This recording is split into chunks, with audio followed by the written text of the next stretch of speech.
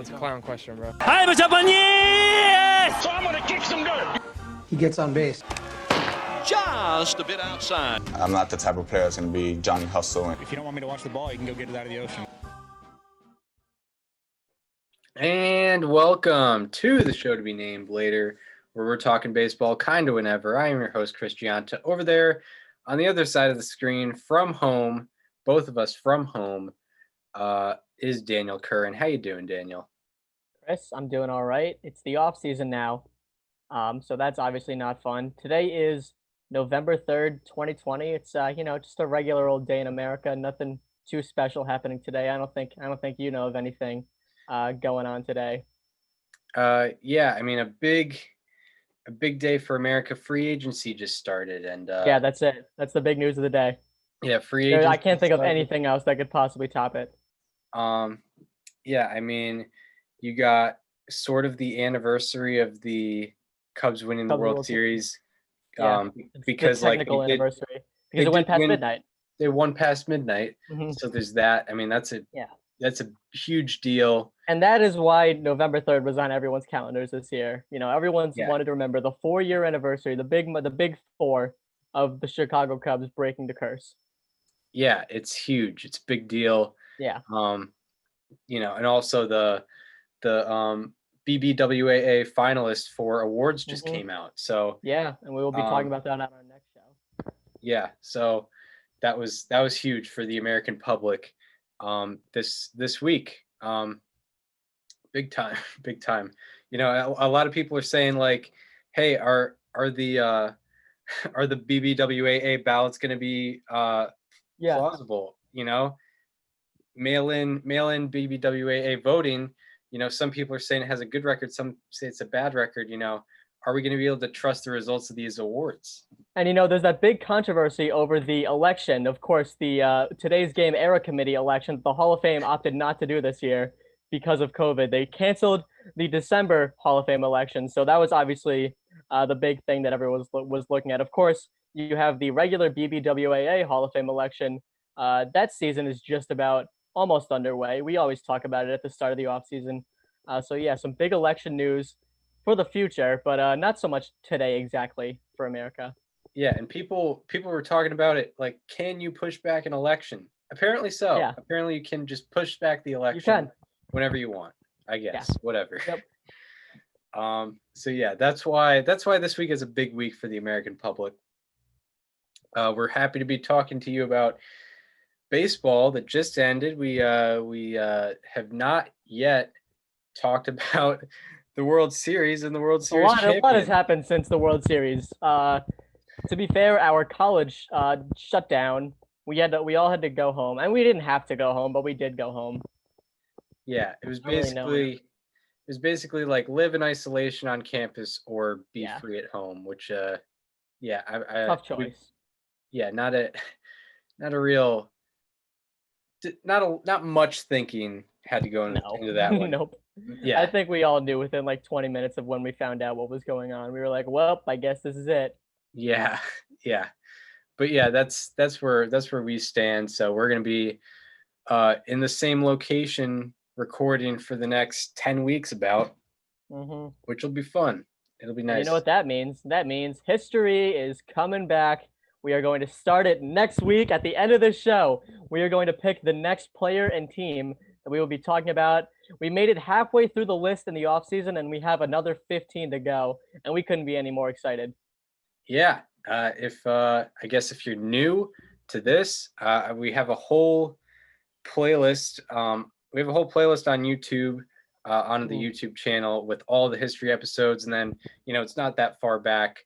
Episodes 31 through 45 are all history, one player and one team for each week. And yeah, it's great. It's a fun time for us.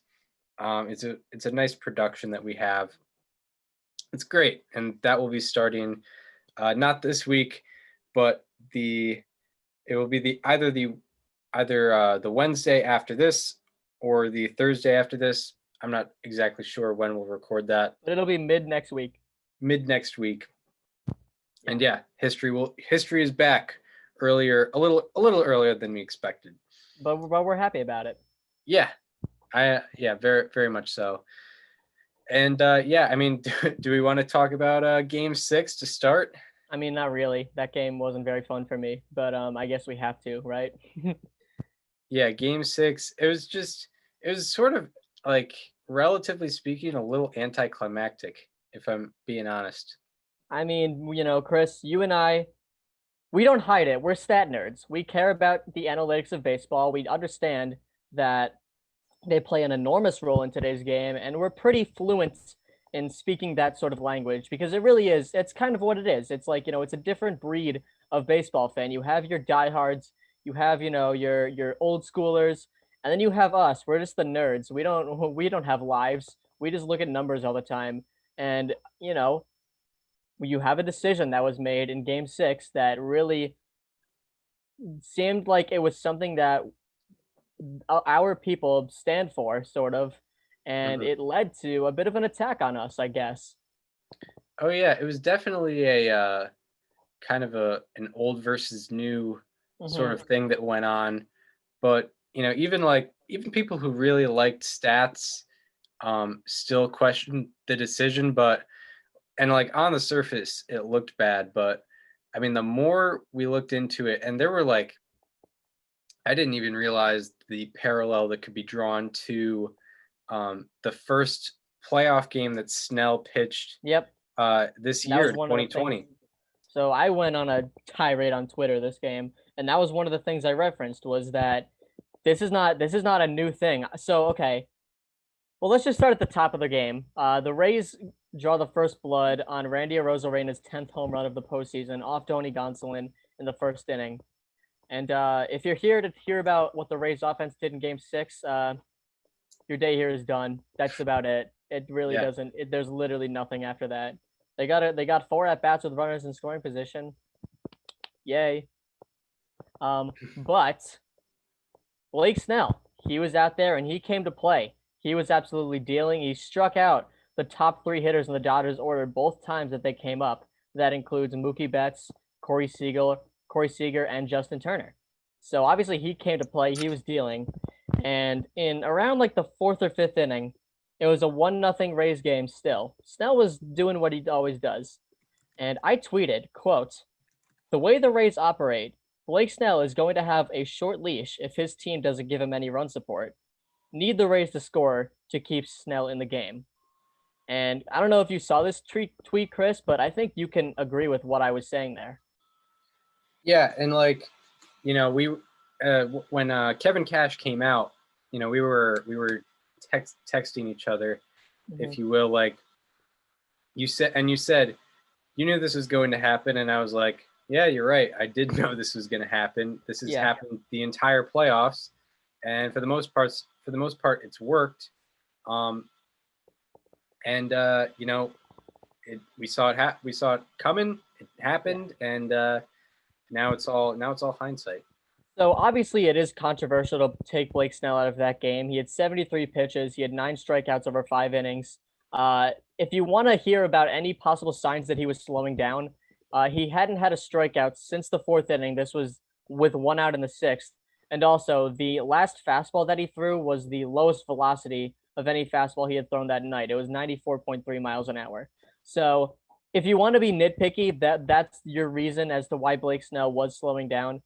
You can take that however you want. You can dismiss that, and I would understand it, to be honest. But that's obviously, if you're looking for anything, there it is. So with that being said, he was also going through the Dodgers order for the 3rd time, as Austin Barnes, the 9-hitter, had just hit a single.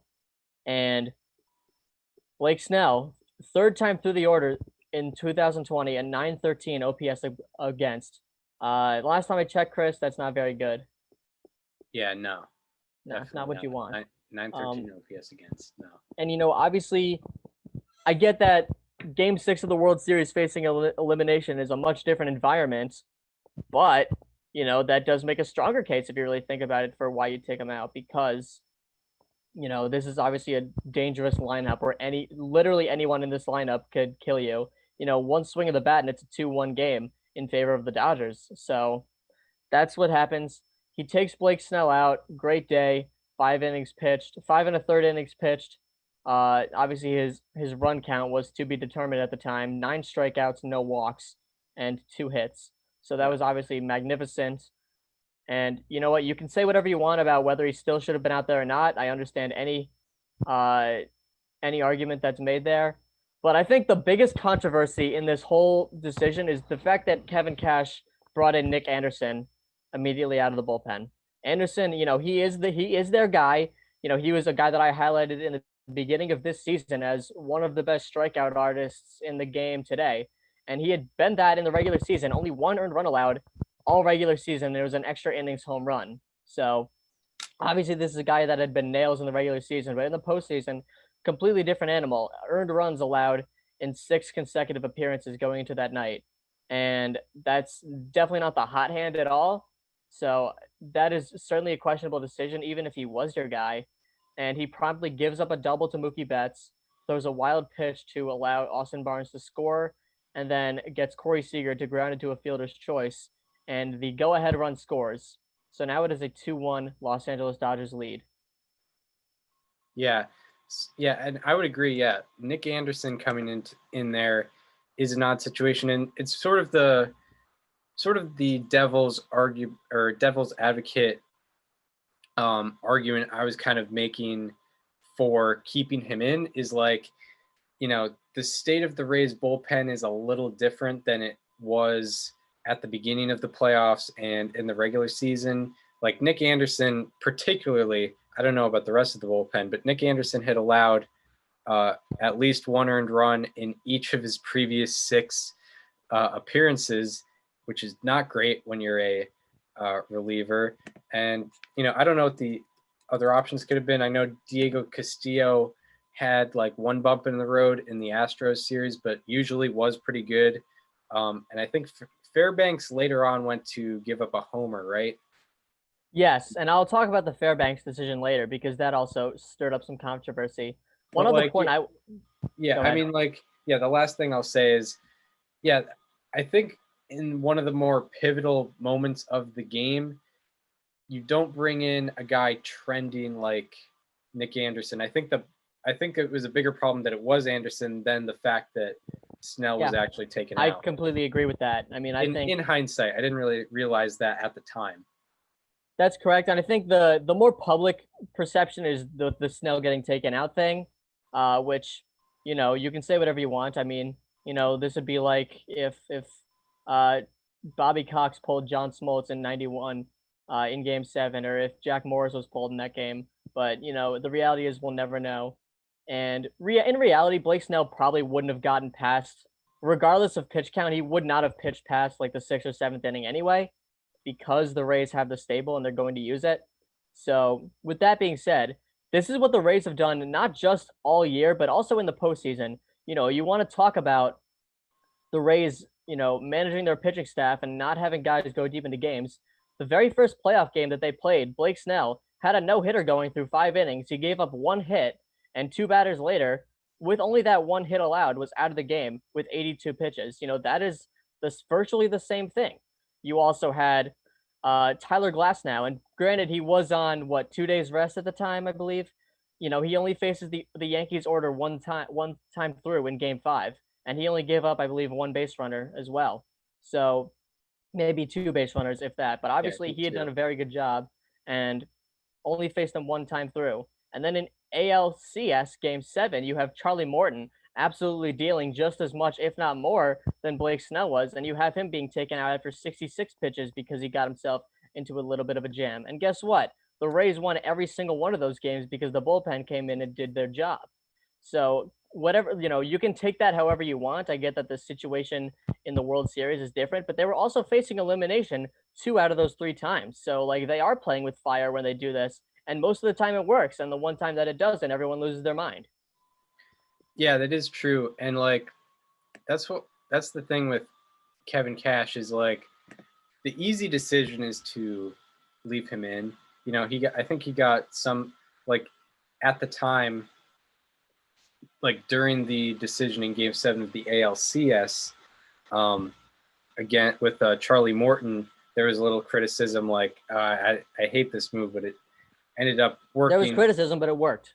Yeah, it worked. I mean, the bullpen ended up giving up 2 runs, but it was a 4-0 game, so it didn't matter. But also, like, and I'm kind of here. I'm here for the argument saying that you're better off extending Blake Snell than you are putting in Nick Anderson to that situation. I'm here for that argument, but taking him out altogether, I kind of get. And I'm looking at, I think, and I don't know what Kevin Cash's plans were had he kept the lead, but Diego Castillo, heading into his postseason ERA heading into that game was 1.64. So yeah. I think maybe, but it's also, you're assuming probably not the most critical part of the game. You didn't think it was going to be. You didn't see like Mookie Betts hitting a double in the next at bat off Nick Anderson. You didn't see that, but it's a weird situation. And one thing I'd also like to point out is Kevin Cash probably told Blake Snell before the game and probably before most of these games, like, you're facing 18 batters. Go all effort for 18. Empty the tank for these 18 batters. Like, Blake Snell was not prepared to face more than 18 batters that game. He adrenaline's going, and he did say that he wanted to go more, but that doesn't mean that much. He was prepared for 18 batters. It's kind of how he's played out his whole season. Like, his innings per start is, I think, less than 5 innings. So that's kind of how he's gone about his whole season. But things like that don't change. You don't really go change of plans like that in terms of extending a starter in the playoffs. You don't really see that happen. And say whatever you want about Kevin Cash making this decision, but and I know, and the whole world knows that this wasn't Kevin Cash. This was the upper management, the scouting department that made this plan that Kevin Cash was directed to follow. So that obviously happens. And guess what? Whether you like it or not, that's the reason the Rays were even in this situation to begin with. We're not talking about the Rays if analytics don't exist, if they don't run under the system that they do, where they got to take the guys out early. That's why they got there. So, whether you like the decision or not, this is how the Rays play. This is what they do. So, and like you mentioned with the, telling him to go all effort for 18 batters, it makes sense to tell him that, because no matter how he pitches that night, this is going to be the last time we see Blake Snell all season, whether they win or not. He's obviously not going to be available in a game 7 on 0 days rest when he just started. You're going to have all hands on deck except for Blake Snell. So yeah, it makes sense. Empty the tank for 18 batters, and we're going to take it from there. And that is more than likely what Kevin Cash said before the game. Yeah, exactly. And that's exactly what got them there. And could have potentially maybe bit them at the end, but they didn't get there the same way the Dodgers did. They don't have Mookie Betts. They don't have Walker Buehler. They don't have a Clayton Kershaw, or they don't have money. That's what they don't have. They don't have they don't have Cody Bellinger. They don't have these archetypes of players. What got them there was depth and in-game managing and kind of playing chess over the other teams, and that's why they went 40-20 and made the World Series. That's right. I mean, they're not there. So that obviously happens. Do you have anything else to say on this decision? Because that's kind of what made the whole world go crazy. Yeah, and it's also like making the hard decisions like these is why Kevin Cash is going to win Manager of the Year. Yes, probably. He's going to. And if he doesn't, that is a crime against humanity. I hope it's not Rick Renteria. That'll just be a weird scene. Oh, I mean, can honestly, okay, we'll save it for later. We need to talk about that, because that was an even worse decision than taking Blake Snell out of the game. So anyway, as we go on, it's now a 2-1 Dodgers lead. And the Dodgers are, this is a bullpen game for them. And you mentioned, Chris, after Gonsolin came out, their bullpen was elite level, right? Yeah. Do you remember the exact line? 7 1/3, 2 hits, no walks, 12 strikeouts. That's and no insane. runs. Yeah. Yeah, no runs. They were unhittable between all those guys that came in. So now in the 8th inning, in the 7th inning, he brings in Pete Fairbanks, who gets a shutout inning, and then he brings him back out for the eighth. And there was also some controversy over bringing Fairbanks out for a second inning. And I don't hold that value to myself because in 4 of Pete Fairbanks' 6 previous playoff appearances, he has gone more than 3 outs. So this is why you have Pete Fairbanks. He is a multiple inning relief guy, and he was doing multiple inning relief things. And people only said this because he gave up the home run to Mookie Betts. And in those 6 appearances that are aforementioned, he had a 3 ERA with 11 strikeouts, 3 runs, and 2 walks in 9 innings pitched. So guess what? Pete Fairbanks was asked to do what he normally does, and because he gave up 1 home run, Kevin Cash was criticized yet again. I don't think we should be yelling at Cash for that one at all. So, yeah, it's weird because, yeah, he just doesn't have the like. Yeah, he doesn't have like those starters that really go like 7+ innings. So he'll get criticized when he takes guys out after 5+ innings about. Yep. And, I mean, it's exactly what you said. It's what got them there. And, it's just, a lot of it had to do, like Nick Anderson being in there in the 6th inning, questionable. Very. But a lot of it had to do with guys just not being able to do their job. It's a lot of what it was. So the night goes on. Mookie Betts hits a home run, and the Los Angeles Dodgers win the 2020 World Series, their 7th championship in franchise history, their first since 1988. And Chris, this was a long time coming, and it was bound to happen at some point. Yeah, it was. And last thing I'll say, you can't blame Kevin Cash for the Rays only scoring 1 run. That's the last thing I will say. And also going 0 for 4 with runners in scoring position. Yeah, and they got how many base runners? 4 or 5 the entire game. You can't And they like. went 1 for 7 in Game 5. No matter normally when you allow 3 runs, you win like probably about 65%. Especially if you're the Dodgers. Yeah. So. Or wait. What was I saying there? Normally when you score. Yeah, normally you when score you 3 runs, you win. Or no, normally when you allow 3 runs, normally when you allow 3 runs, you win that game. You're supposed to score. You're supposed to score, 3 or 4 runs yourself. Rays only scored 1 run. Right. And Ironically, this game was actually the least amount that the Dodgers scored all series. Yeah, and it's the Kevin Cash has the most heat on him for that. So interesting. It's just, you gotta make somebody the easy target. It's not always so cut and dry, especially also, with I'm just baseball. looking at this now. This was Pete Fairbanks. The Rays were 8-1 in Pete Fairbanks' appearances in the postseason. This is the one game that they lost. That's pretty impressive. Yeah. Well, I mean, I guess he's in that kind of situation. Yeah. But yeah. I mean, do we want to talk about the Rays season first, or the Dodgers? Let's talk about the Dodgers, and then we'll get to the Rays in a little bit. Yeah.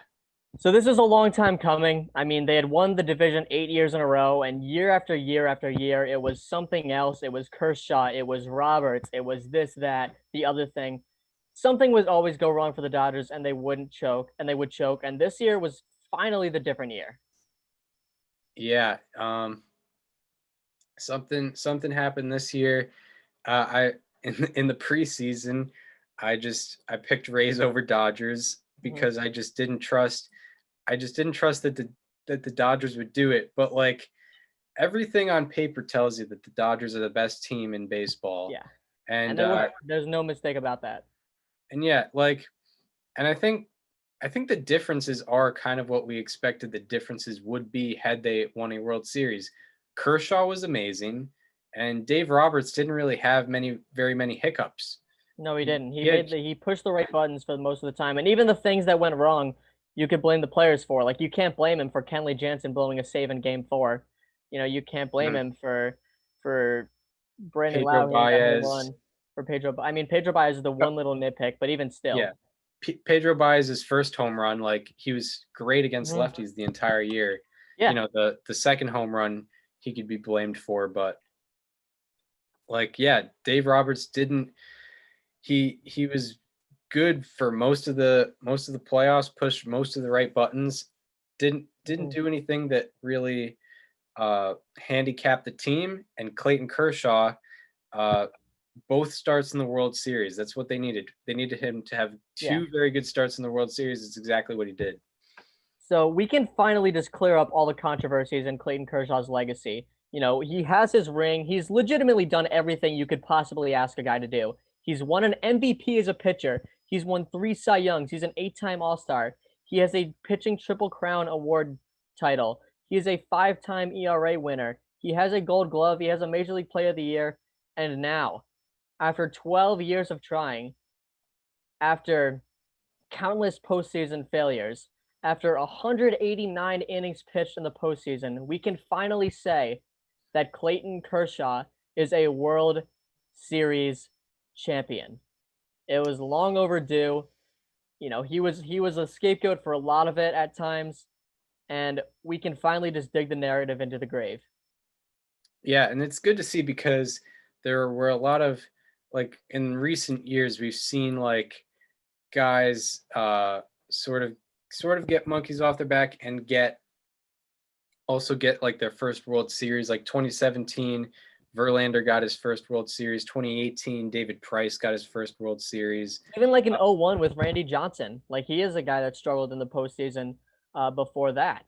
And Yeah, he got the monkey off his back and won a ring. Yeah, and I'm not even talking about guys who weren't great in the postseason. Like Max Scherzer last year gets a ring. Now it was Clayton Kershaw's turn this time, and he got it.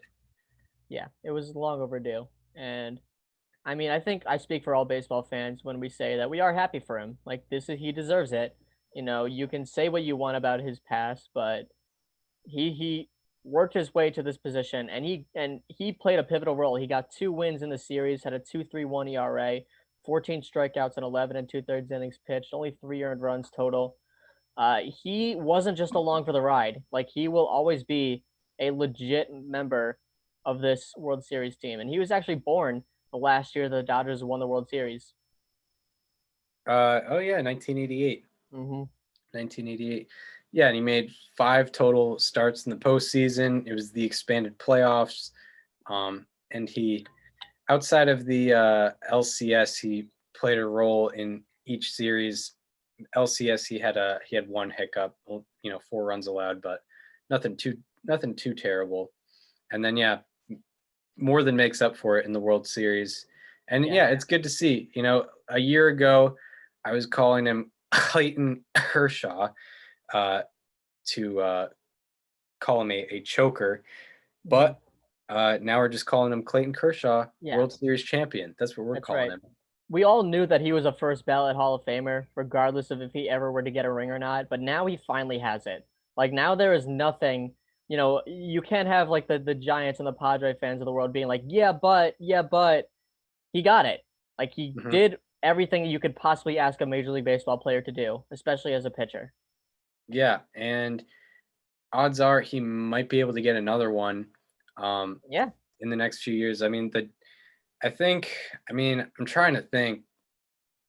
This Dodgers team might have the best chance of repeating out of a lot. Any and team in recent history. Also, let's think of circumstances. They didn't have the long strenuous season that a lot of these recent champions had. They only played for 3 months, and they're kind of gonna return sort of fresh in a way, unlike a lot of these teams. They don't have any big free agents, do they? No one big. I mean, just some relief pitchers and Kike Hernandez, but you know, they locked up. Justin Turner's the big one, but I think he's coming back. He just finished his age 35 season, so you figure he's not going to get anything more than like a 2-3 year deal. And I see no reason why the Dodgers wouldn't do that. He's actually about to turn 36. His birthday is on November 23rd. So, he's going to get signed through his age 37, 38 seasons, if that. Yeah. And I don't see him not returning. Yeah, I would be surprised if he left. Like the Dodgers sometimes do these types of deals. Like they signed Rich Hill for 3 years, like in his age, like 37 season, just because they have the financial flexibility. So if it does indeed flop, it's not much of a liability for them. But Turner should be doing well for the next few years. And Turner, he's been with the Dodgers for so long. He has such a great legacy there. He was an all-star for them in the year 2017. He should have been on that team that got cheated by the Astros. He was an NLCS MVP for them. I believe in 2017? I think it was 2017. And now he's a World Series champion, and he gets the honorary Silver Spreader Award because in the 8th inning of Game 6, if this isn't the most 2020 headline ever, I don't know what is, Chris. I mean, how 2020 can this get? Justin Turner tests positive for the coronavirus. The first positive test in the MLB bubble, if you can even call it that, if there's fans there, all postseason. Yeah. And this was such a weird scenario because we don't know what the official word is because there's been reports that like he tested positive twice. He tested positive in the 2nd inning and then he played 6 innings knowing he had COVID, blah, blah, blah. And he was on the field celebrating with the Dodgers afterwards without a mask on. He was hugging his teammates. He was kissing his wife. And it was just a whole thing of what are we doing here? What is going on? And as of now, there haven't been any more reported cases among the Dodgers. I don't think that should mean that he's off the hook because he obviously still put everyone at risk. And there's currently an investigation going on around this. And the league released a statement that basically threw him under the bus. And in fairness, I mean, he did all that willingly. So I don't know. What were your takes on all that? Yeah, it's weird. I'm probably not the best judge of this. Like, I mean, I just see it and I'm like, all right, well, there he goes. That's what he's doing. Like, does the team know? I don't know. Well, I mean, like the team has to know. Like, they can't just hide that from like Dave Roberts. Yeah, I mean, Dave Roberts is the one who took him out, so obviously, like, they're not just gonna just randomly decide to take out one of their longest tenured players, who's also the 3 hitter in the middle of a game for no reason. Dave Roberts had to have known. Yeah, it's weird. I mean, like, I'm thinking about like his career. Like, he kind of came over as a nobody, and he's been on the team for 7 years, and like now he gets to celebrate, but he has a positive COVID test. And yeah, like, I don't know. I guess he probably shouldn't be out there, but no. It was kind of weird. I mean, the whole thing is obviously going to look really bad for MLB. I have no idea what's going to come of this. I don't know if Turner's going to be suspended. I don't know what's going to happen, but I mean, there is an investigation going on, meaning that the MLB is probably going to come down with some sort of punishment, whether that be suspending him for like 15 games or so, whatever it might be. Something's probably going to happen, and this isn't going to be a good look for the league. Yeah, like, yeah, it's weird. It's kind of weird. Like, even if he couldn't celebrate on the field, they could have made like a little bit out of it. They could have like FaceTimed him on an iPad, and like team photo would be him on an iPad because it'd be a pretty creative thing. Like, obviously, it's not fun to not have to celebrate with your team, but this is the reality that we live in. We have this disease here that's been, the entire country has been on halt for the last 7 months because of it. So like, it's been even more than that, actually. I've lost track of time at this point, but you gotta, this is the world we live in, so you gotta abide. And I think it would have been pretty cool, like you said, if they had like an iPad, like if they had Dave Roberts holding up an iPad next to the trophy, and he had Justin Turner smiling from isolation wherever he may have been next to the trophy. I think that would be a great, like, obviously it's not the same, but I feel like that would be a great picture to look back on and be like, yeah, this is what we lived through. Like, this is the reality we had back then. Yeah, like, this is 2020 in a picture. Yeah. That's what it would be like. Yeah. Celebrating a World Series in 2020. Yeah. When you have a positive COVID test. But yeah, you know, I wouldn't have done that, but hey, I don't know. It was weird. It's very weird. Yeah. I guess we'll have to see what comes of that, but I thought it was worth mentioning. I think Dodgers it are World was Series too. champions. Yeah, Dodgers World Series champions. Kershaw's legacy improved by a lot. Mookie Um, Betts is a champion in both leagues. and yeah, yeah, I mean, I don't know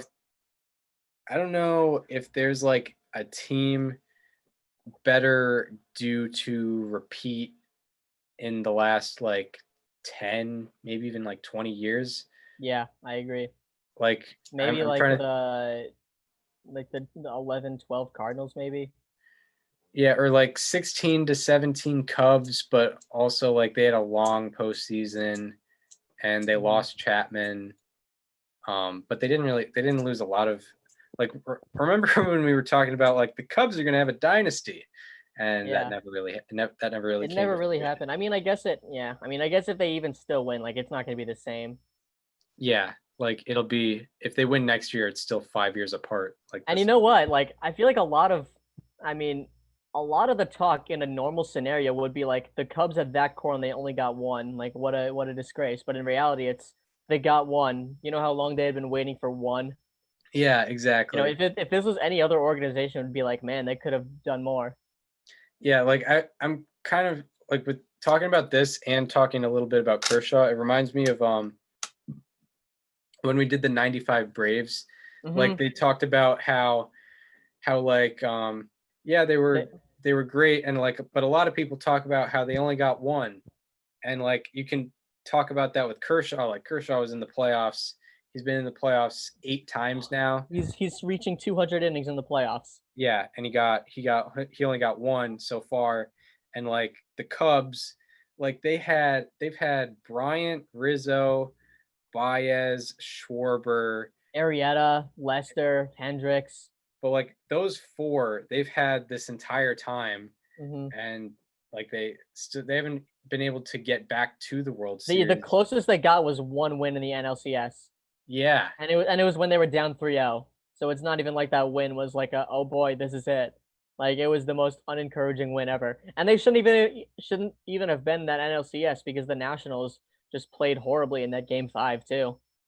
yeah, it's true. It's weird. Very weird, but you know, no And one's like gonna look at it that way because it's the Cubs and because they were so desperate just to get one, and also the way they won that one was so dramatic. mhm. Um, but yeah, it is interesting to think like that core could have done so much more. Exactly. Yeah. And after 2021, they got Bryant, Rizzo, and Baez contracts coming up. They do, so that'll So be fun.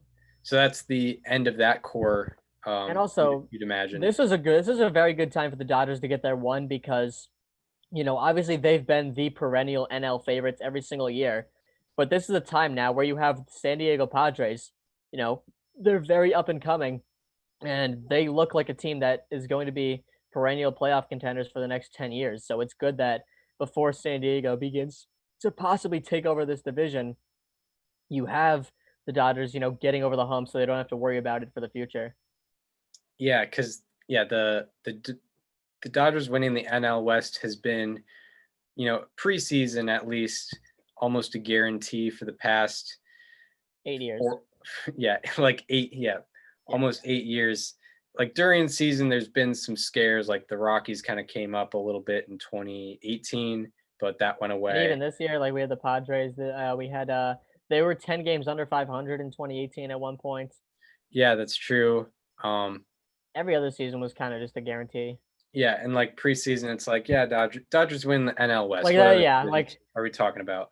every year we like when we would go over preseason predictions, we'd be like, all right, so who's gonna finish second in that division and miss Yeah. the playoffs? Because we all know the Dodgers are gonna make it.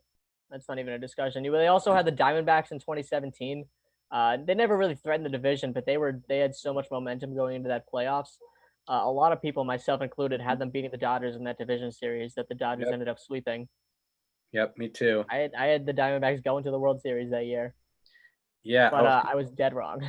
yeah, it was like it was a popular hot take that didn't end up being hot.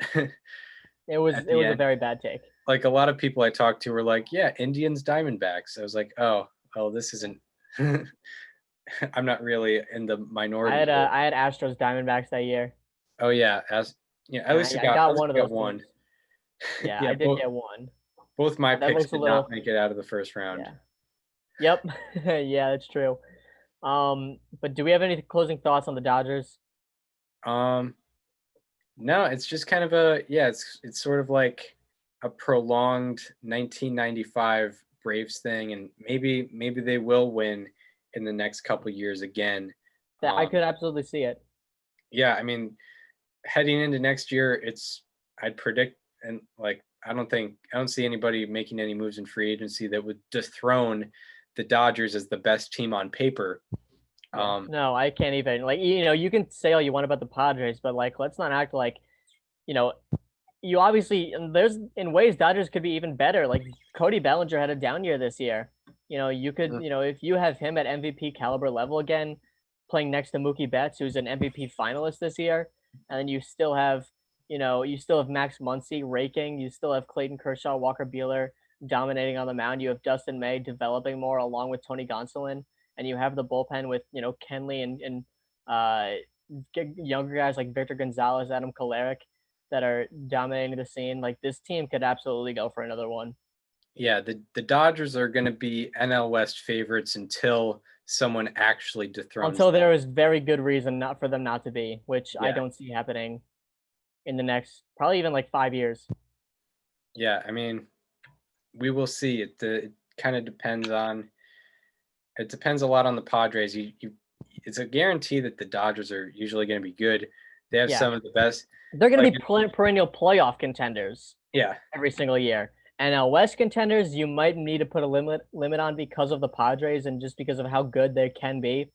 But that doesn't mean the Dodgers aren't going to be good for the next 10 years. With their farm system and their payroll combination, it's amazing how they can kind of churn out players and fill in when they have a hole. If they want to get Mookie Betts, here's $365 million, and you can play along with Cody Bellinger, who's on arbitration right now or pre-arbitration right now. They can do that. That's the Dodgers system, and could get them multiple World Series. But anyway, on to I guess the kind of eulogy of the Tampa Bay Rays outperforming a lot of people's expectations.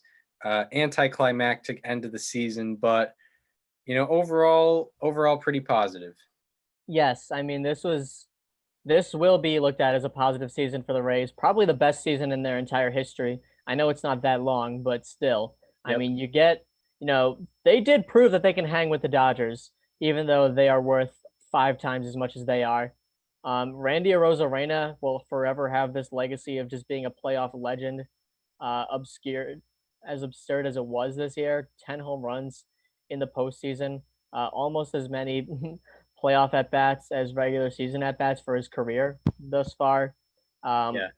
This team is going to be back, and they're going to make moves that might make you scratch your head like they do all the time, but they're going to work out for them like they always do. And I think the Rays fans should keep their head up at this year, even though it didn't. It ended in this sour taste in everyone's mouths. But you're still going to have Blake Snell. You're still going to have Tyler Glass now, who hopefully will do better next year than he did this year. Morton is a free agent now, so that does give you a question mark, but you got to keep in mind the amount of pitchers that the Rays had go down with injury this year. Yanni Chirinos went down, Chaz Rowe went down, Andrew Kittredge went down. They had so many guys, and there's even more that I can't think of at the very moment, but they had so many guys, as much as anyone else, go down with injuries this year. And they're going to be back better than ever next year. Yeah. Like Charlie Morton barely played a factor this year, and they still had a .667 winning percentage. So I don't he's not. Colin Poche was another guy who went down. Yeah. With an injury. Jose Alvarado was hurt for most of the year, but he did come back for the playoffs. So anybody they put out there seemed to do their job, and I kind of would expect repeated success for next year. Yeah. I don't know if it will be first place in the AL East again next year. I mean, it might be silly to bring up, but I do bring up like crowds. No one having a crowd, it plays into the Rays' advantage because usually if they go into a visiting stadium, everyone's rooting against them, and if they go into their home stadium, it's not a lot of people are rooting for them, and it's a lot of out of towners rooting against them as well. Yeah. So like them not having crowds. I really hope they can get a new stadium that's not in St. Petersburg, an hour away from Tampa Bay. Yeah, exactly. Because the Bucks and the Lightning draw crowds, so it's not the city that's the problem. It's the fact that they built this god awful looking stadium an hour away from where the team actually is located in their name.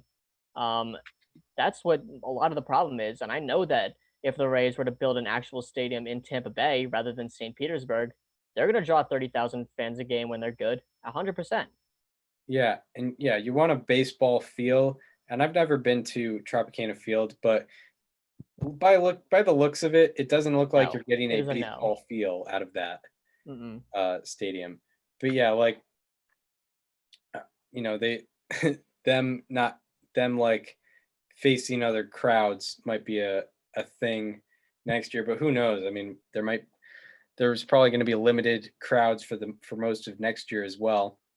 So who knows how that works? But yeah, I mean, they'll keep having talent, especially on the pitching side. Austin Meadows should probably have a bounce back year next year.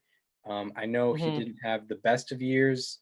That's kind of that's who should be your main offensive contributor. Willie Adames is coming off a very good year at shortstop. Who else? G-Man Choi is decent. Yeah. He's Kevin Kiermaier is still going to be back. Manuel Margot. I mean, I guess it's no one really is safe because Tommy Pham was one of their best performers on offense in 2019. Where'd he go? He went to San Diego. So, to be honest, no one is really safe on this roster except for I guess Kiermaier because of his tenure. But yeah, the Rays could make some moves that are very questionable that could very much still work out for them. So I think I've learned at this point not to actually question the Rays. Yeah, and then you get a full year of Randy Arozarena. He only played 23 games in the regular season for the Rays. Yeah, and he had a 10-22 OPS, I believe. Yeah, so it's not really fluky.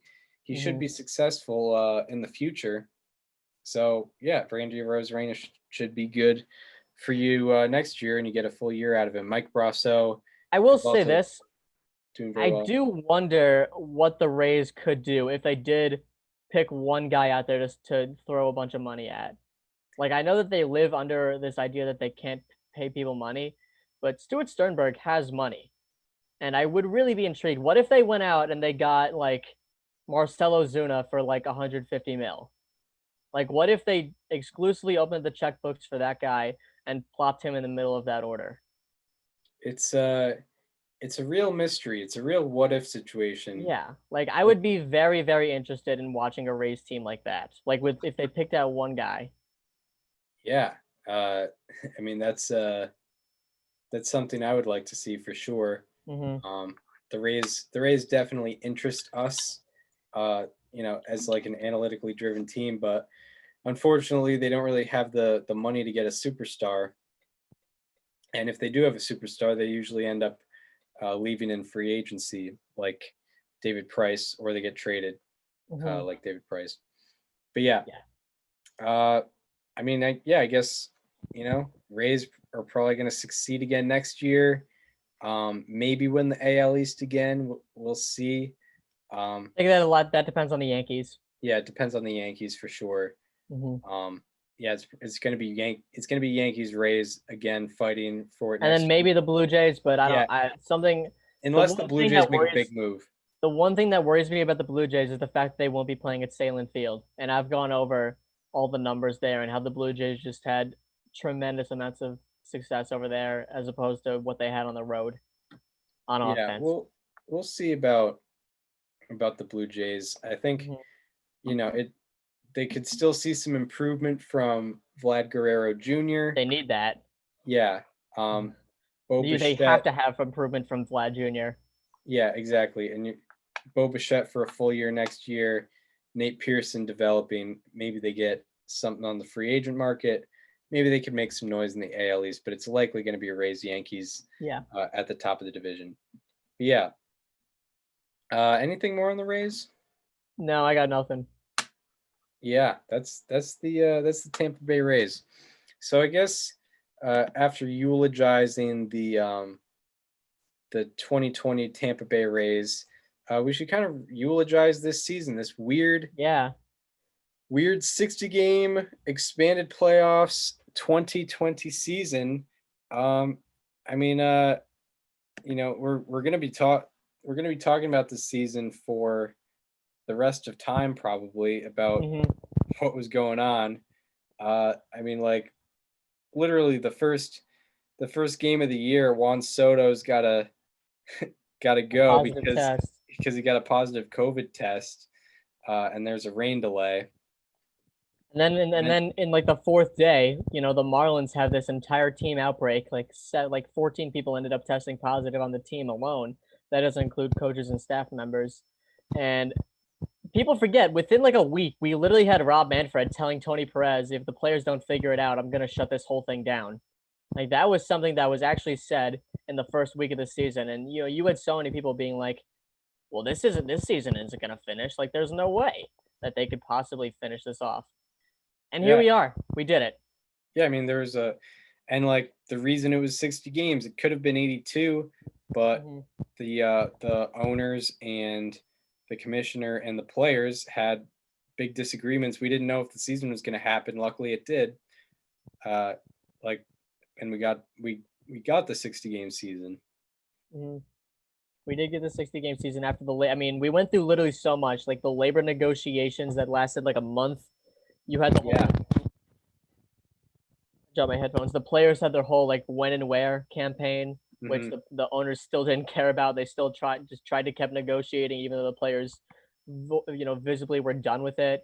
You finally had the settling on 60 games. You had, the summer camps. You had so many players testing positive before it even started. Charlie Blackmon, Freddie Freeman, Joey Gallo. So many different guys were producing positive tests, and there were real wonders on if it was going to get off the ground. And then obviously within the first couple of weeks, you have two teams having major outbreaks. The Marlins going clubbing, the Cardinals going to a casino. You had all that. You had the expanded playoff that was added literally last minute. You were probably driving to my house when that was announced. Yeah. So that was, very confusing. And I think around like early to mid-August is when we were like, all right, we should be good. Maybe. Possibly. Yeah. Who knows? Yeah, a sigh of relief. Like after, I think you had the whole Zach Plesac, Mike Clevenger thing, which was super dramatic. You had so many different moments where we were just like, what is going on here? Are we even going to see a World Series? Yeah, it was true. And, in labor negotiations, it was like, is there guaranteed pay for the playoffs? Do we know if playoffs are going to happen? Luckily it did. Cause I mean, just looking at the world right now, especially when you're really not in a bubble, this is the time where things could be getting shut down again. So luckily the MLB got that in for us. But yeah, there was a lot going on after the Marlins got settled, even though the Cardinals were gone for longer. It was like the Cardinals had to play endless doubleheaders. Yeah, 7-inning doubleheaders. That was the thing. God. Yeah. I mean, we got to see expanded playoffs. What did we think? We got to see expanded playoffs. We got to see the universal DH. We got to see the 3-batter minimum rule. Oh yeah, a lot of things. I think if the universal DH doesn't stay, that's kind of ridiculous. I mean, you had there were not any complaints from like MLB personnel or players about the universal DH. You had the ridiculous extra inning runner on second rule that I hope never sees the light of day ever again. I don't think anyone had any positive outtakes about that. You had the 3-batter minimum, which everyone was very iffy about. That rule was kind of just existed. I think the general notion was that no one really liked it at first, and no one really said anything afterwards. Expanded playoffs. I mean, I don't like the fact that there were 2 under 500 teams that got in, but if they are going to expand playoffs, there's no real way to do it outside of that, because you can't really do what the NFL does, because like Trevor Bauer mentioned back in March, you can't just give the number 1 seed a bye because that's going to screw them over. So that's a whole question mark. I wouldn't be surprised as to whether it stays or not, and I don't think I'd be upset or excited regardless. I think whatever happens, happens, and I'm just going to feel, decent about it no matter what. So, I mean, I'm glad that the expanded playoffs gave us a World Series and a World Series champion where we were like, all right, yeah, they earned it, and this probably wouldn't have been different in a 162 game setting. Yeah, I would agree. And yeah, universal DH. Yeah, I mean, everyone kind of likes it. Like, none of the National League purists were like, really wish I could have the double switch. Nobody ever talks about the double switch unless it's the DH conversation. Like, Yeah. National League fans don't care about it when it's happening. It's just, we decided now that we like this just because we feel like defending it. Like, no, you didn't say a single word about it beforehand. Like, stop acting like you were all for this before. Yeah, and like, I wish I could have some terrified relief pitcher try to lay a bunt down in this situation. It would be so cool. I wish they would. I love when there's bases loaded and 2 outs in the 3rd inning and my pitcher comes up to bat. I'm such a big fan of that. I'd much rather have that over an actual hitter. Yeah, yeah, it makes for great excitement. Yeah, I love that Michael Franco has 19 intentional walks this year because he has because the batter after him is a free out. Free pretty out. much. Yeah. Yeah. I love when Michael Franco is not up in a pressure situation when it's 2nd and 3rd, and he just gets intentionally walked, and you get the pitcher struck out to end the inning. Love when that happens. And it was the most uncompetitive at bat ever. Yeah, and when if it comes back, not a lot of people are going to be jumping for joy. Like, no one noticed it. No. And no. I'm glad it happened this year, and I hope to see it. And I hope to God it stays. And if anything else, it's good for the players. It's 15 extra jobs. Yes. It's been mentioned like before. if we're gonna disband a bunch of minor league teams, at least give us a DH in every league that can fill another roster spot. Yeah, they're expanding the rosters as it is, so might as well have the universal DH. Yeah. So you have more guys, longer careers and stuff like that.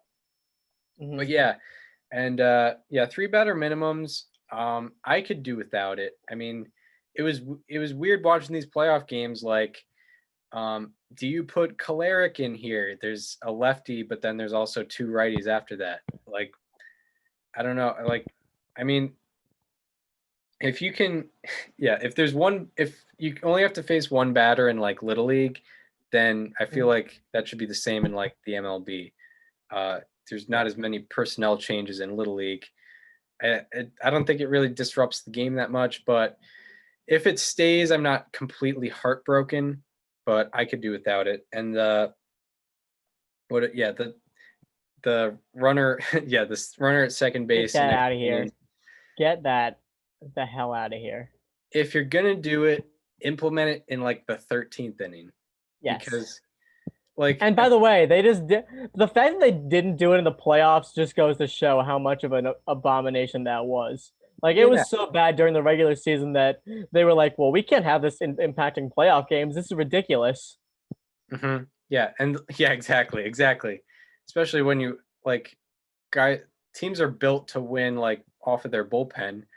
Yeah. So if you have a deeper bullpen, you're at a better advantage, but it's not exactly that when you have a runner on second to start the inning. And like, what else? Like in the regular season, I'll relate this to hockey. Hockey, they regulation is over, then they have a 5-minute overtime period, and then they have a shootout. So like, if if you were to keep the thing in baseball, I would have it so you play your 9 innings. Then if it's extra innings, you go up until the 12th inning, and then the 13th inning, that's when you bring the runner on.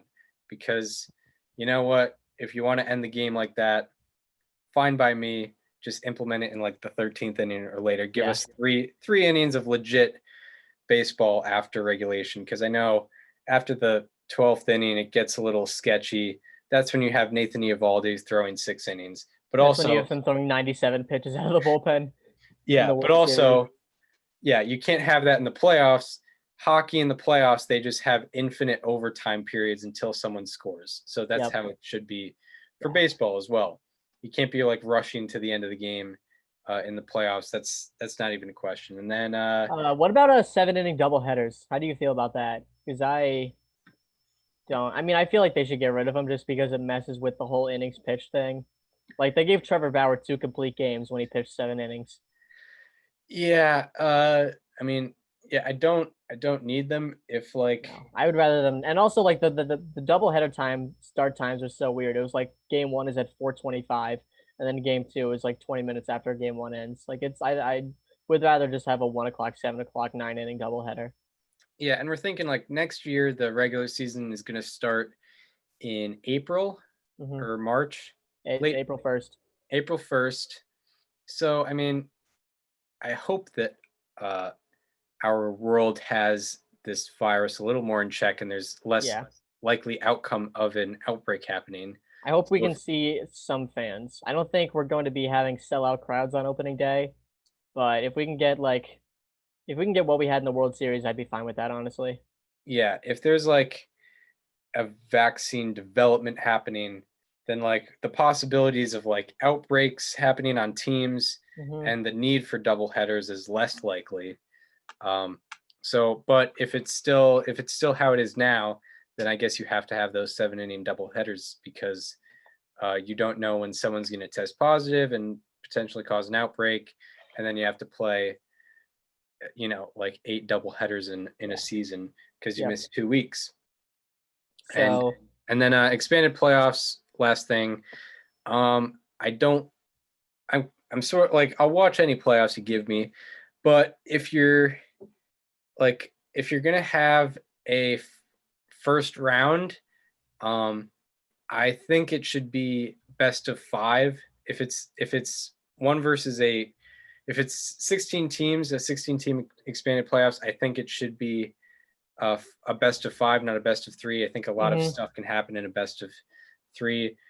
Personally, I like the old playoffs and how they were, and I'd like them to keep it that way. I love the wild card game so much. Like, bam, playoff start. Here come 2 game 7s right here. But the con to that is like you play 162 games only to have your season come down to 1 loss. And it's like, well, you could just win the division. So exactly. And I think my main thing with the I think one thing I didn't like about the expanded playoff was that it put less emphasis on winning the division. Like that should still be a goal for a lot of teams, where you don't have to have, the Astros just, backpedaling in at 29-31 because they finished second in a weak division. Yeah, like the old way that they did it, or I guess how it has been from 2012 to 2019, with having 3 division winners and then 2 wild card teams duking it out. It gives a lot of incentive to win the division, and I think should be the team's first goal every year. With expanded playoffs, there's not really that. The 1 seed has the exact same path as the 8 seed, which is a little odd, especially if they're playing a best of 3 series. So, but either way, I'm going to be watching. So you're not really pandering to me on what your decision is. So do what you'd like. But yeah, should we get into our best and worst players to look for this season? Yeah.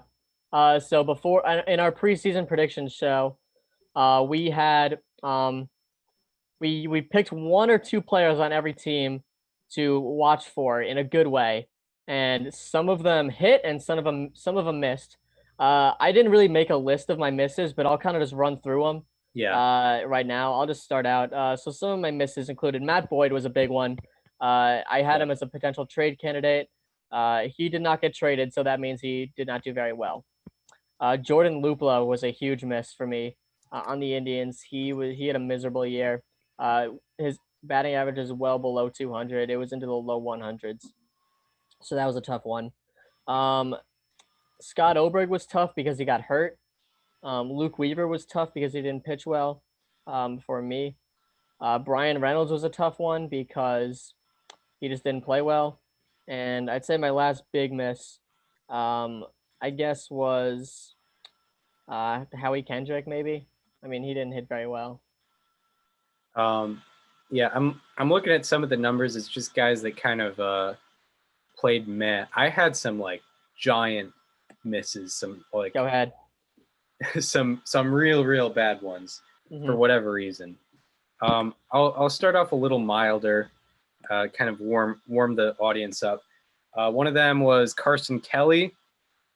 I was saying like he's like a top 5 offensive catcher, and he should continue that. But this year, he had a 649 OPS. His OPS plus went down 40%. He went from a pretty above average hitter to a pretty below average hitter. Also, Victor Robles from the Nationals. I predicted he'd be a pretty big factor, bigger than last year. He ended up having negative 0.5 F/WAR. David Dahl of the Colorado Rockies. I think he just basically was told to stop playing. He had a 470 OPS in 24 games, and his OPS plus went down 91%. Mike Fultonevich, I was big on Mike. The less said about him, the better. Yeah, I was big on Mike Fultonevich. I was like, this guy's going to get back into his like top 10 Cy Young caliber in 2018. Definitely did not happen. He had 6 earned runs in 3 1/3 innings pitched, and he only started 1 game. He came out. He didn't throw a ball over 91. I don't think. No. And flopped pretty big. Did not make another start for the rest of the year. And I think my worst flop was Oscar Mercado. Yeah, he was one of your first slightly alarmings. Yeah, he ended up with a 348 OPS and a -5 OPS plus. His OPS plus went down 101% from last year. I thought he was going to be like top 2 or 3 position player for the Indians this year. We both flopped on our Indians. Yeah, big time. Indians outfielders were not hot this year. Well, they never have been. And we thought that would change, but little did we know that was not going to happen. So I guess I will get into my my top 5 here. For 2 of my honorable mentions, I have Mike Yastrzemski as an honorable mention. Oh, wow. I mean, obviously, he was a guy who, at the beginning of the season, we were talking about as a perennial MVP candidate through the first month. He was really the best player on the Giants preseason anyway, but I had him. And another honorable mention I had was Sandy Alcantara of the Marlins. He had a very good run down the stretch in the season, and he also pitched very well in Game 1 in the playoffs against the Cubs. So those are my 2 honorable mentions. So number 5 here, I'm going to start out with a guy who had a savant page that really intrigued me, and it was David Fletcher. That was my number 5. So if you remember, what I was pointing out with him preseason was that in 2019, he was in the 3rd percentile of exit velo, the 0th percentile of hard hit percentage, and the 96th percentile of expected batting average. And he kind of reinforced that this year. He was in the 4th percentile of exit velo. He went up, and he was also in the 1st percentile of hard hit percentage and the 90th percentile in X batting average. So he kind of reinforced what I had said about him, but his OPS went from 734 to 801, and his OPS plus went from 95 to 121. So David Fletcher, I liked what I saw from him this year. For number 4 on my list, this guy kind of has an asterisk next to his name because I didn't technically say that he was my guy to watch, but I also strongly highlighted him in my predictions for his team, and that is NL Cy Young finalist Yu Darvish. Yu Darvish put up a monster year this year.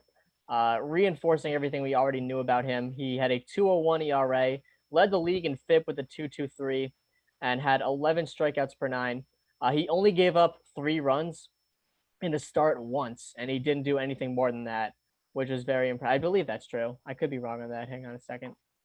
Oh, okay, never mind. He gave up 4 earned runs once on September 20th. He only gave up more than 3 runs once. That is a stat. Yeah, he was very good pretty much every time he went out there. And I mean, his savant page was very good. He was in the top percentiles in basically everything. So Yu Darvish is number 4 on my list. For number 3, this guy had expectations because he just signed a big contract in free agency, but I was just very adamant about him that I felt like I needed to put him on here. That was Zach Wheeler. The Phillies obviously struggled down the stretch, but it was by no means Zach Wheeler's fault. He had a 2.92 ERA with a 3.22 FIP, only 0.4 home runs per 9, which led the in an era that is dominated by home runs. The one little concerning thing is that his strikeout numbers did go down. His strikeouts per 9 went from 9 to 6.7, but regardless, Zach Wheeler proved that why he signed that contract for the Phillies, and he is going to be very good down the stretch for them in years to come, and when hopefully they're actually making playoff runs. At number 2, you knew that this guy was going to be on this list at some point. I will never shut up about him, and he was, of course, my guy to watch, and that is none other than Latham, New York native Ian Anderson. This guy absolutely tore up the show this year in his rookie season. He is only 22 years old, and he had a 1.95 ERA in the regular season. And then in the postseason, he went on to have an 0.96 ERA in 18 2/3 innings pitched. His strikeout numbers were off the charts with 11.4 strikeouts per 9. The one thing that he does need to work on going forward is his walks.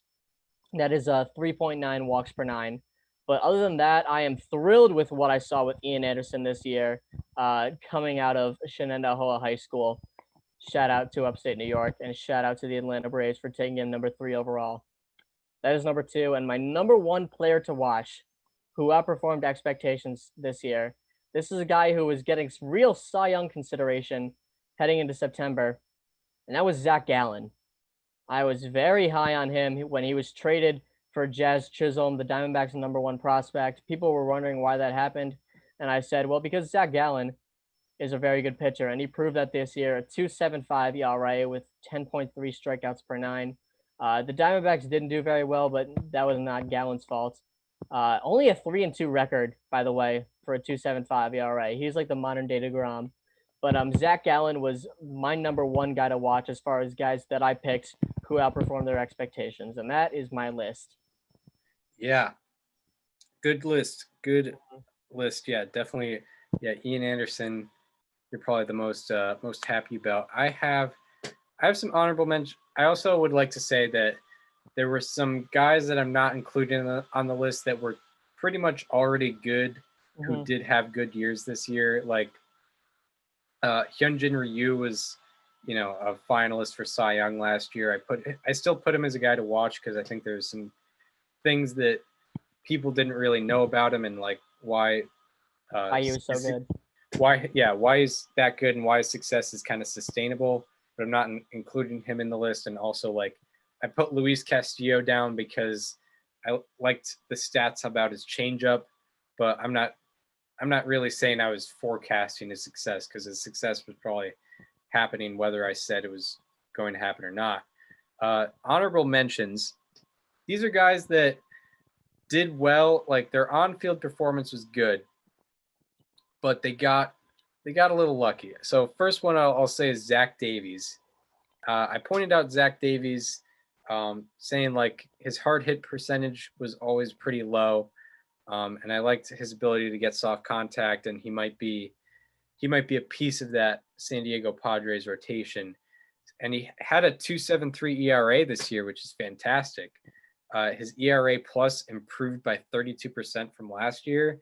But I'm not including him in the list because his expected ERA was actually 5.01.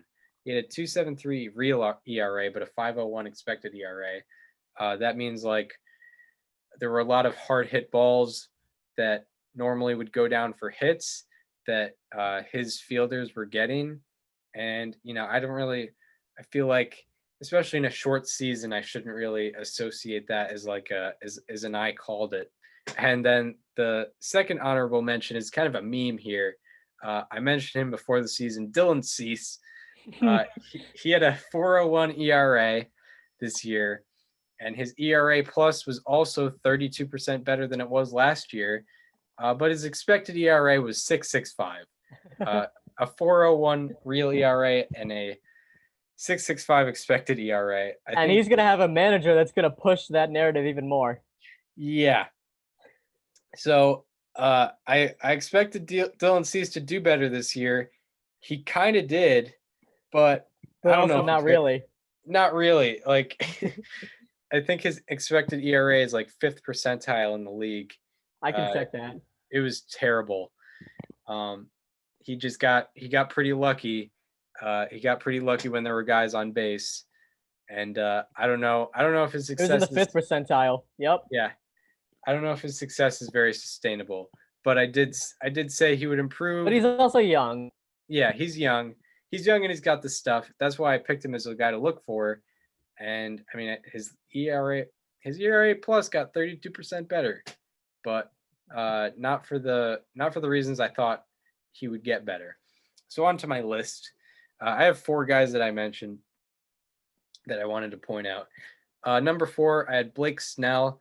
I really expected a bounce back year from him based on his baseball savant stats, and that's exactly what happened. His ERA went from 4.29 to 3.24 in 11 starts. His ERA plus was 27% better. I really saw this was going to happen, and it happened. You know, you could say it wasn't really the hottest of takes, considering he's won a Cy Young, but I think pretty much exactly what I expected to happen happened. He had like an ERA in the low 3s, which is kind of what his baseball savant implied he would have. Number 3, I will say Sixto Sanchez. I just kind of looked at his minor league stats before the season, and I was like, you know, this guy could have success. I think he was a top 25 prospect according to MLB.com. He was actually my rookie of the year pick. He was kind of like last minute. I just threw him out there, and he'll probably finish like top 5 in the rookie of the year voting. He's going up against a pretty good class, but he had a 3.46 ERA, a 3.50 FIP, and actually a 3.09 expected ERA. So he actually underperformed his expected statistics. So I would expect a lot of success out of him for years to come. And I guess I should point out that I talked about him a little bit before the season. And number 2 on my list is AJ Pollock. AJ Pollock, I pointed out. So number 2 is both people from our hometowns. That is true. You know, sort of for me, I guess. He's AJ Pollock grew up probably about 25 minutes from where I live. Probably the same for you. Yeah. In terms of Ian Anderson. But AJ Pollock, I will say, before the season, I said that he was trending in the right direction. I think after he had a significant injury, and after that injury, he had an 885 OPS. So I think the injury was bothering him. And this year, he ended up having an 881 OPS in 55 games. His OPS plus improved by 26% from last year to this year. And he kind of went under the radar, because if you're not a superstar on the Dodgers, you kind of go under the radar. And that's kind of what AJ Pollock did, but he did his job, and it went well for him. And my number 1 is Kenta Maeda, Cy Young finalist. Yeah. There you go. You know, I didn't really have any specific numbers to say that like he was going to have a great season, but I was saying like he's kind of going under the radar in terms of an impact on the Twins rotation. And I was saying like, you know, if this guy can have a pretty good year, they'll probably win the division. They'll probably, if he can be a horse, they'll probably win that division. And that's exactly what he was. He had a 2.70 ERA. He had a 3.00 FIP, and his ERA plus went up. His ERA plus was 59% better than it was last year. So those were some of my hits. I would say I probably had more flops than than hits, but I guess I should recognize. But your hits were strong. My hits were pretty strong. Kenta Maeda was Yeah, a pretty you had a good slugging. Yeah, I guess. Yeah, it's You were hitting for extra bases there. I had a Joey Gallo season. Yeah. Yeah. I think I did too. Yeah, it was all right. Dylan Cease always will make me laugh. Yes, he will. It's what a season. What a season. What also will make me laugh is the Chicago White Sox. Yeah, speaking of the White Sox. So one of my okay, we're talking about how, our predictions that we totally nailed at the start of the season. One prediction I had was that Rick Renteria was going to get fired at the end of the season, and I was right. You know what? I'm gonna edit that into this show. I was right. Yeah, play that audio right here. Team I have in third might surprise you, and I have a take. Chicago White Sox at 32-28. That's fair. I love that lineup. Their pitching is still a few question marks to be answered, and I have a take, Chris. This year is it for Rick Renteria. He's out after 60 games this year. Ooh, that's nice. That's a quality take. The White Sox strike me as a team that would perform better under the trendy new managers that are younger and, are more friendly around the team. Rick Renteria, I guess I don't know the guy personally, but he's more old school, and I think the White Sox would fare better in a different state. And this is the first time, really, since I've been a diehard baseball fan, that the White Sox have had any sort of expectation. All I've known from the White Sox is, they're going to be basement dwellers. They're going to be like a 75-win team at best. Yeah. And you're not going to – they'll make a trade here and there. That'll be cool, but it won't really amount to anything. But they'll trade for Todd Frazier. Whoop-de-doo. This is the first time, and, we've been on the White Sox future hype train for like 4 years. And this is the first time where it's really supposed to come to fruition. I think this year is going to be more of a learning experience.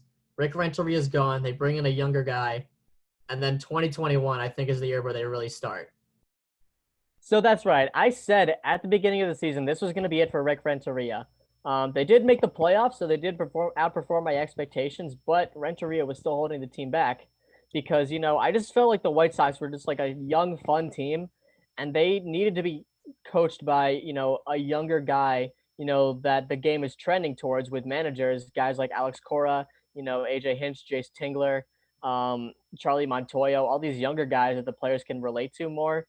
So in this changing time, what do the White Sox do? They do none other than hire a 76-year-old dinosaur, ex-racist, convicted drunk driver, but Hall of Famer, in Tony La Russa to be the manager of their franchise. This is a miserable move by the team. Yeah, there it is. Chris's bobblehead. What year is that from, Chris? This is a little action figure. A family friend of mine went to a Cardinals game, and I think this was at a giveaway. And I don't know. Was Albert Pujols on the team? He had to have been, because he managed Albert Pujols left. But Yeah. here's your manager for the Chicago White Sox. Jesus. This is such a terrible move for the White Sox. I really cannot believe they didn't even interview AJ Hinch, who ended up getting hired by the Tigers. So I guess we could talk about that too. But what are we doing here? Like, this is the exact opposite of what they should be doing. This is a guy who literally spoke out against Fernando Tatis Jr. hitting a 3-0 home run. That was a real thing that happened, Chris, this year. Yeah, it's it's pretty wild. I don't know. Pray for Tim Anderson, who is somewhere out there, who is going to have to deal with his own manager getting in his face when he bat flips on home runs. Because Tim Anderson is like pretty much the CEO of fun and having fun playing baseball. And that's probably going to be taken away from him because of Tony La Russa. Yeah, I just don't know how this is going to gel. No. And what we have to consider is this is a team that's probably going to compete or is supposed to, based on this should be a World Series contender next year. They should be contending in the playoffs for the next 5 years. They've locked up everybody for multiple years. And you want a manager that can stick it out for all 4 or 5 of those years. And even if La Russa was kind of the right move. Like you don't really want a 76-year-old guy No. heading the way for for like a 5-year, 6-year run where Yeah, you're no. constantly competing for the AL Central. If anyone is curious how long it's been since Tony La Russa A managed and B managed the White Sox, it was 2011 the last time he managed. He was 66 years old, so that's going to be a 10-year hiatus. The last time he managed the White Sox, it was 1986. I mean, who could forget? Who could forget the 1986 White Sox, of course. He was 41 when that happened, mind you. Yeah, it's crazy. Like it's crazy that they Mind-numbing. hired a guy who literally retired 9 years ago. Not got fired, not, took a break. He retired. Nobody on the White Sox current roster was even born the last time Tony La Russa managed the White Sox. Yeah, that's true. Yeah, that's true. And yeah, La Russa retired. Nobody in the league was probably even alive. Who? Nobody in the league was probably alive in 1986 currently. No, that's a 34-year-old. 1986. Yeah. Okay, fair enough. Yeah, that's it's a 34-year-old, but still, it's still a long time. You're a vet. You have like your 10-5 rights. Yeah, you have like maybe Dallas Keuchel would be old enough to have been alive then. Yeah, exactly. And yeah, La Russa retired the same year Albert Pujols got a 10-year deal with the Angels. That is up after next year. That is up after next year. Exactly. Yeah. Retired No. as a 67-year-old. Like the age alone is ridiculous, and then you add in like the old school managing. Yeah, and by the way, like nobody in the White Sox front office actually wanted this. It was literally just Jerry Reinsdorf pushing it. Yes. It makes no sense. Like Rick Hahn has done such an amazing job to build this future for this team, and it's basically all being thrown away because of this hire. Like this, you could argue this undoes everything that Rick Hahn has done. You look at trading Jose Quintana to get Eloy Jimenez and Dylan Cease. You look at trading Chris Sale to get Yohan Moncada and Michael Kopech. All these amazing moves that the White Sox have made, it's all gone now. Like it cancels it out because Tony La Russa is not the right fit for this team at all. He's not the right fit for really any team in the league at this point. And I don't understand how people are actually bringing him in right now. Yeah, like you only, if you're a White Sox fan, you almost hope that like the season doesn't go great and then they fire him and then you can go on with your future manager. It's a nightmare You situation. might just, the best case scenario might be a repeat of this year. Yeah. Or it's like you back your way into the playoffs with a miserable run down the stretch, and then you lose in the first round because of poor bullpen management, and then you're gone.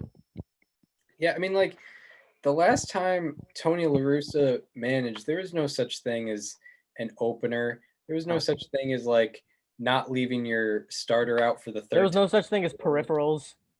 Yeah, no such thing. Baseball Savant wasn't around.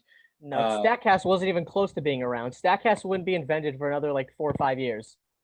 Yeah, and like I don't think his baseball brain has evolved as much as the rest of the league. One little fun fact here. Tony La Russa managed Minnie Minoso towards the end of his White Sox tenure. Minnie Minoso was born in 1925. Garrett Crochet, who he is going to be managing next year, he was born in 1999. So he is going to manage players born in possibly 1, 2, 3, 4, 5, 6, 7, 8, 9 different decades, and he's probably going to manage someone in 2000 if he is there long enough. So he could possibly manage for 10 different decades. Yeah, 10 different decades of players. Ridiculous. Yeah, it's pretty amazing. The fact that the front office just basically got told to kick rocks is pretty extraordinary. Like why even have them around? This is a disgrace of a move by the White Sox. You know, people have been hyping up this team for a long time, and rightfully so. And now you really have to put some question marks on if this team is going to compete next year because of this single move. Yeah, it's very disappointing. Very It disappointing. is. On the opposite side of the spectrum, the Detroit Tigers hired their manager of the future. I can confidently say that, in AJ Hinch. Say whatever you want about his past, but he's going to be under a microscope this year, and he's entering a similar situation that he did in Houston. And this is a great move for a team that has some young talent that's not necessarily ready yet, but when they are ready, they have a history of being able to make the moves when they're ready to compete. And AJ Hinch is the perfect leader for when they are ready. Yeah, and when suspensions were being handed out, I was thinking teams wouldn't really touch AJ Hinch, but I think that's changed. Like that definitely changed. I think there's a better chance of that with Jeff Lunau Yeah, exactly. because he had some very bad PR moves.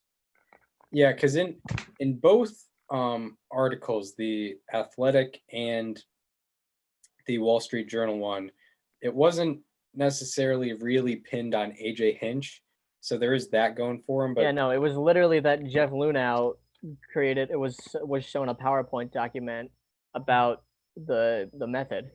yeah, that was the second report, or as I like to call it, the real report.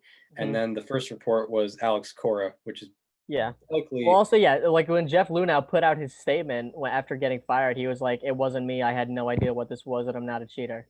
Yeah. And if you listen to the interview that I did with Jeff Passan, we literally talked about this, and he mentioned, you're the president of baseball ops. You're in charge of whatever happens in baseball ops, and this is what happened in baseball ops. Therefore, you are responsible whether you want to accept it or not.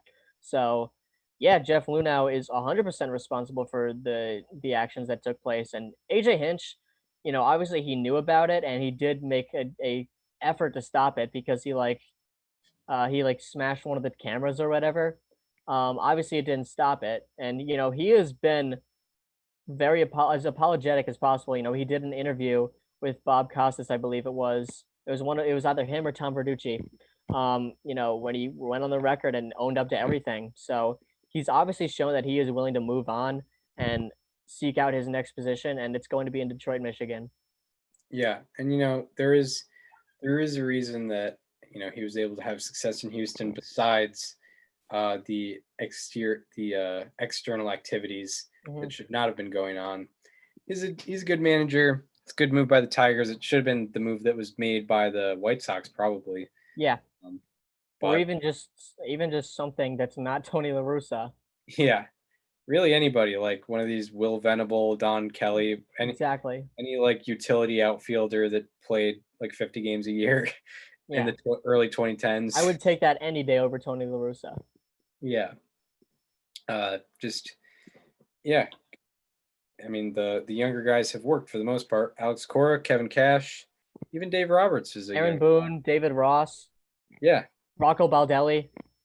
Yeah. Yeah, it's worked out. It's worked out for the most part. Yeah. Charlie Montoyo.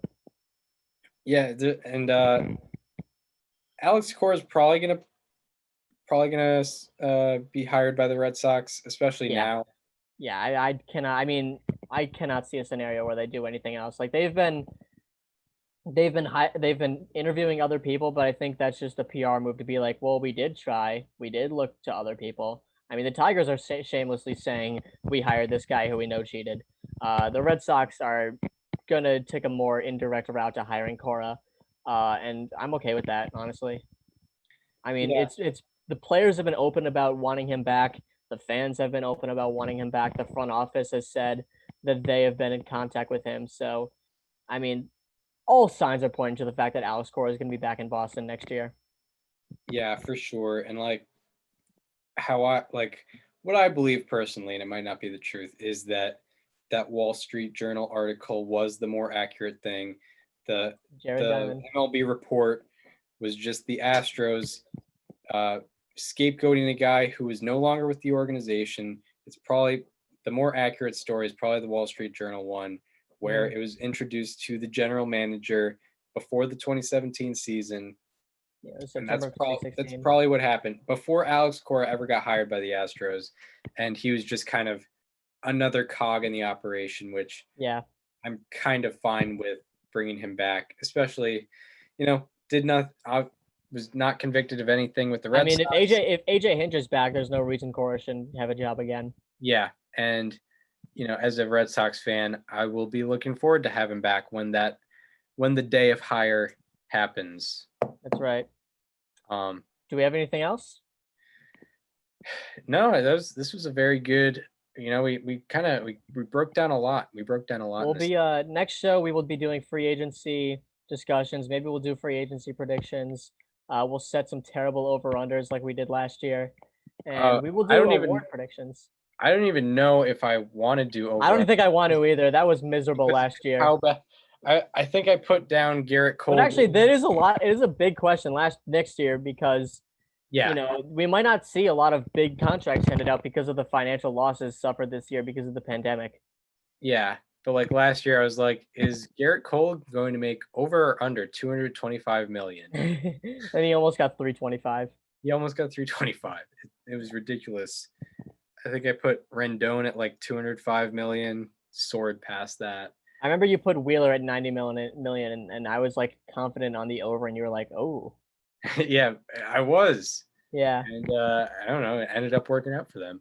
It did. But yeah, everything was over. Everything was over. Luckily for the players, but who knows this year? Yeah, exactly. Teams did not get as much revenue, so yeah, I don't know. It might be, I mean, we'll discuss it next episode, but it might be a thing where like maybe the teams that usually are out there will be out there, but there will be less teams and not less value on the contracts. But we'll probably get into that next year. But I think it's time. It's time for the first time since mid-July. History is back. It's so not the next episode, but the episode after that. It will be coming out either Wednesday, November 11th, or Thursday, November 12th. I don't really know, but it's coming back. I gotta find it. I gotta find the list. STBNL. I got mine pulled up. Lottery. Here we go. I don't know who went first last time. I'll just go first. We'll go player then team, like we usually do for the episodes. Okay, so we got a list of 15 here. Yeah. So I mean, I guess we should also give reference. So when they announced the season was not going to be happening for a while this year, obviously it was a 60-game season, we decided we would create a list of 30 players and 30 teams. I chose 30 players. Daniel chose 30 teams, one for each franchise. And we were going to do like an hour history breakdown of them, kind of the story of each player and team. And it's been very fun. It was very fun from about early April to mid-July. We've already done 15 of these episodes, and we've got 15 more in store. We have this list. We put it in a computer randomizer. We randomize all the guys. After every 5 weeks, we randomize the list again. We cut out the guys we've already done and we randomize it again. So now each of us will be picking a number 1 through 15 to determine the player and team we will be talking about next week. Daniel, which player are we going to be talking about in our first episode of the second half of the STBNL history series? We will be talking about player number 4. Player number 4. This is exciting. This is a good one to start on. Oh yeah. I will say. We're talking about a guy we kind of alluded to them this episode. He was a member of he was actually a member of a team that we talked about, the 95 Braves. We are talking about the professor, Greg Maddux. Yes, we're starting out with another pitcher. Yes. I like it. On the list. I love it. Greg Maddux.